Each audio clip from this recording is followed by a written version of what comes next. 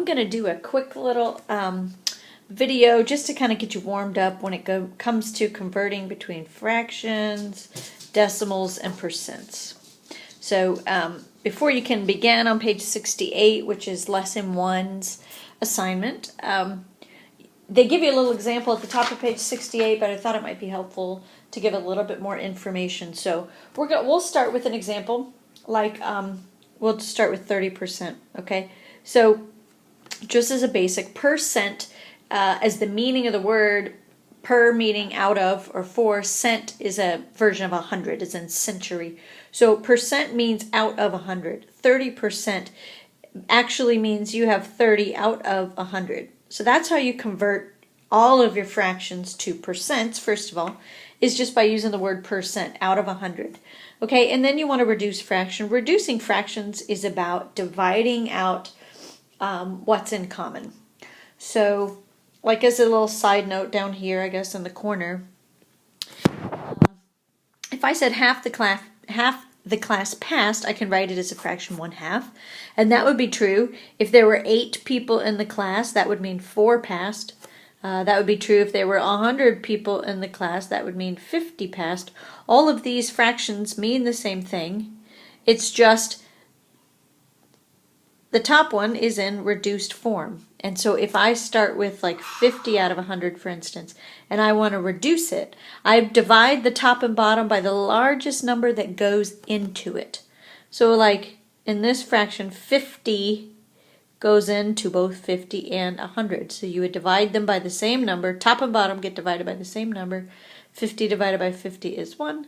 100 divided by 50 is 2. That's how you get to the reduced form. So that's what we're about to do now. So we'll come back over to here. That's what we're about to do for 30 out of 100. So we're looking for the largest number that goes into it. 2 goes into both of them, but that's not the largest number. 5 goes into both of them. But it looks like, if I keep going, 10 goes into both of them. And so you can divide top and bottom by 10. And that gives you 3 on the top and 10 on the bottom. 30 divided by 10 is 3. 100 divided by 10 is 10. And there's nothing that goes into both 3 and 10, so that's my reduced form. All right, so 30% reduces to 3/10. That's from percent to fraction. If I want to go from fraction to, or percent to decimal, let's do that one. So if I had 30% and I want to convert that to a decimal, decimal is in a base 10 system. So 30 out of 100 in decimal language, it's kind of like if you think about money, right? You have 30 cents. You know how to write 30 cents. That means you have $0 and 0.30. That's actually how you read the word 30 over 100.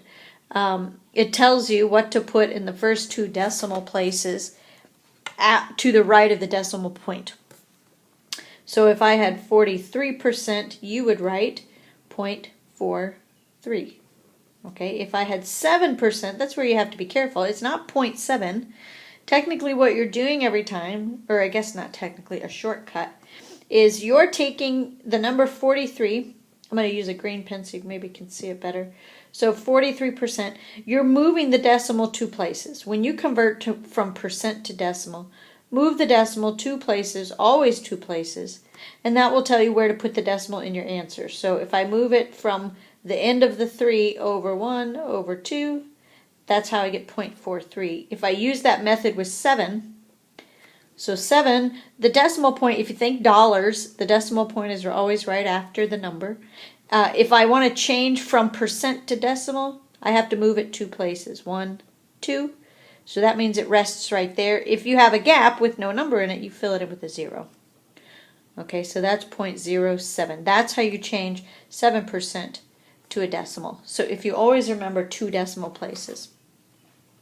Going the other way, if you start off with, let's say 1.43, and that's decimals, and I have to convert it to a percent, you move the decimal the other direction. Okay, so this time you're going to move it 2 places the other way. 1, 2, and your answer would be 143%.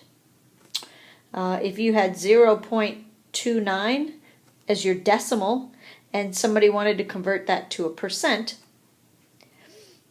you move it 2 places, 1, 2, and that would be 29%.